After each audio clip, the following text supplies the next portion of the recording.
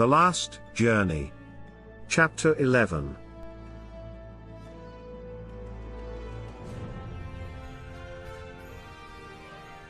Admiral John Self called me and asked me to teleport down to his office. In his office, he told me that the President wished to speak with me. We walked together to the President's office. We were ushered into the Oval Office to be greeted by the President and the Chairman of the Joint Chiefs of Staff. As the Chairman shook my hand, I raised my eyebrow at John. "Gentlemen, what's this all about?" The President motioned to a group of chairs and asked us to sit. Admiral Stevens, John has been the Chief of Naval Operations 3 years longer than the regulation tour of duty and wants to retire. Admiral Stevens, I have said your name before Congress, and they have approved you to be John's successor. My head snapped around to study John. "John, are you responsible for this?" John nodded. "Dave, there is no one more qualified than you. Your dedication, loyalty, and problem-solving skills are superior to every other senior officer in the Navy." "Pick someone else." As Captain Kirk told Captain Picard, "Don't let them take you out of the center chair." 3 sets of puzzled eyes stared at me. I explained, in an old Star Trek movie, resurrected Captain Kirk was assisting a lost Captain Picard and gave him this advice. The illustration is old but still applies. I belong in the command chair of the USS Constitution. And I will do anything I can to make that a reality.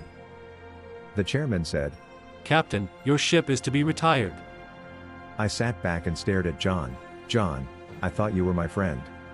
Looking at the President, the chairman, and John, the Constitution is old, like me, but it is still the fastest, most powerful, and most versatile ship in the Navy. Tell me I'm wrong. The President responded, We are going to tear that ship apart, duplicate every inch of her, and build a whole new Navy. My dear Admiral, you have 2 choices: accept the position or retire. You have a wife who has reached mandatory retirement age, and you have a little girl to raise. A stable environment is best for her. The hair on the back of my neck stood up. "You call this world of yours a stable environment? Only if you close your eyes and turn off your brain. No. I will not accept the position and will not allow you to destroy the work of so many who work to build my ship." I called, "Constitution, teleport me up." The President smiled, then his face took on an expression of surprise. That's impossible. I ran to the bridge. "Tall, get me the President's office." "Mr. President, with all due respect, but there are a whole lot of things you could not possibly understand. If Admiral T. Bass has exceeded the mandatory retirement age, know this, I'm a hell of a lot older than she is. I'll get back to you. Ship wide, please, Tall, now hear this, this is the captain.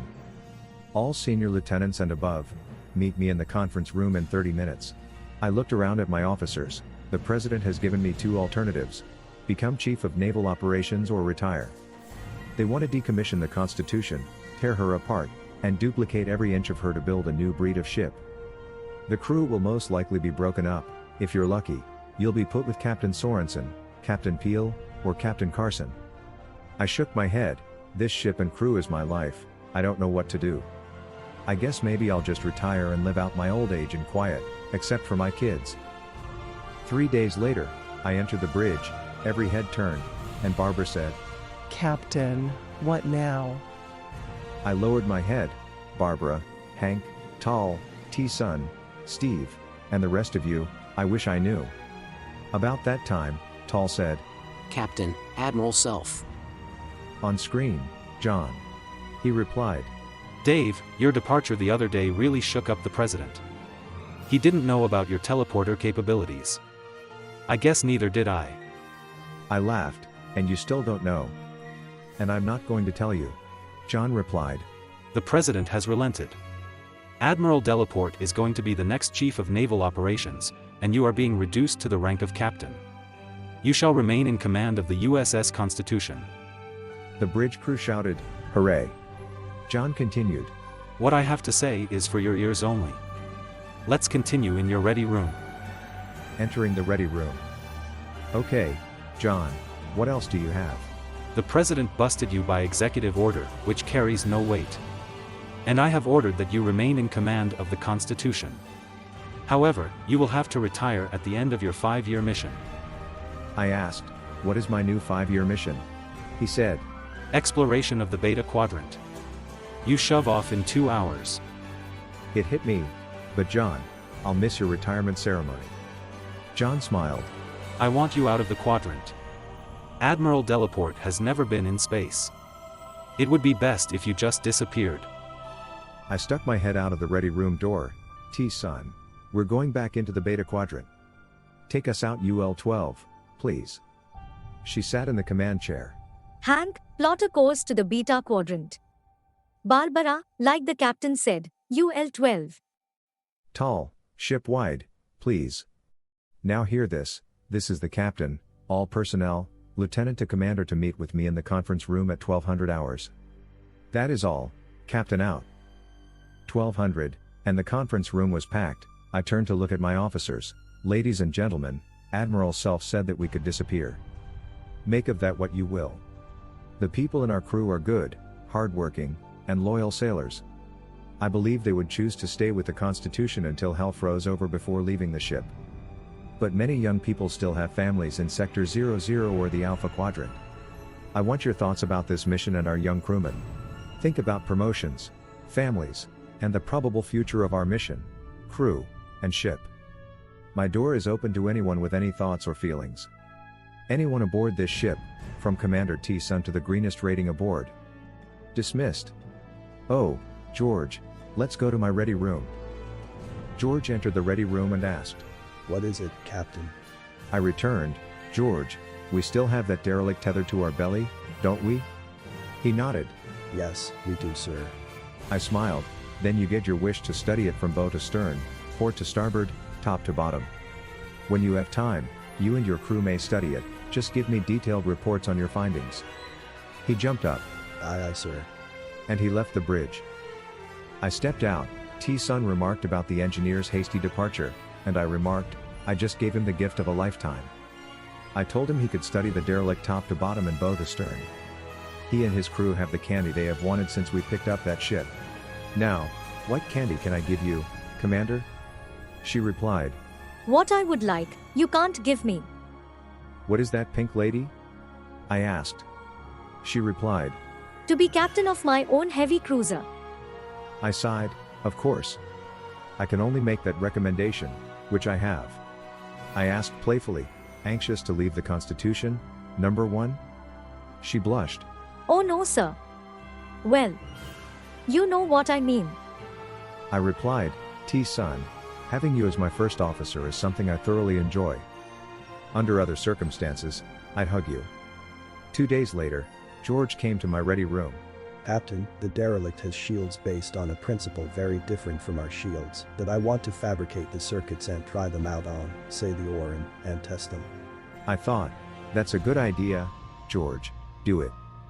And he, once again, ran out in a hurry. Hank said, "Captain, we are in the Beta Quadrant. Where to?" I thought for a moment, remember that nova we experienced the first time? Let's see what that resulted in. That afternoon, I called the escort lab. Waters, I want a flotilla of Constitution-class heavy cruisers with us until I say stop. I want you to continually work on improving the illusion while we are in this quadrant. I heard an enthusiastic, "Aye, aye, sir." Hank had us pointed to the nova, and Barbara had steered us right to it, called the Astrophysics Lab. Jamie, Art, we are here at the nova site from our first excursion into this quadrant. Now you will have 2 weeks to study it. Have fun. Again, an enthusiastic, "Aye, aye, sir." T Sun again remarked. Giving away more candy, sir? I laughed, I guess I am. She asked, Any more candy to give away? well, number 1, yes, I have. I'm going to take a month's vacation. You are the captain. Try it on for size. If you like it, you might just become the captain. She looked at me with a shocked expression. Captain? Me? Pink lady, yes. You. I smiled at her. You'll have to choose your first officer. Captain, the ship is yours for the foreseeable future. Tall, ship wide, please. Now hear this. This is Admiral Stevens. Commander T Sun Peterson is now the captain of the USS Constitution. That is all. Stevens out. T Sun looked at Hank, but he shook his head. T Sun said. Barbara, you're my first officer. Tan, shipwide, please. Attention, all hands, this is the captain. Commander Barbara Steele is now the first officer. Captain, out. T Sun called down to the astrophysics lab. This is the first officer. Do you have all the data you want? The technician responded. Yes, we have enough to last for years. By the way, didn't Admiral Stevens say that you are captain? She replied. Something I still have to get used to. Our next stop is going to be a red dwarf, then a blue dwarf, then a red giant. Will that keep you guys busy for a while? The technician replied. Captain, that'll be candy. Thanks. George caught T Sun in the lift. I'm ready to test the new shields, Captain. They're installed on the Orin. George, why didn't the captain make you captain? He smiled at her. I'm an engineer, he did ask, and I turned him down. Engineering is where I belong, just like O'Reilly.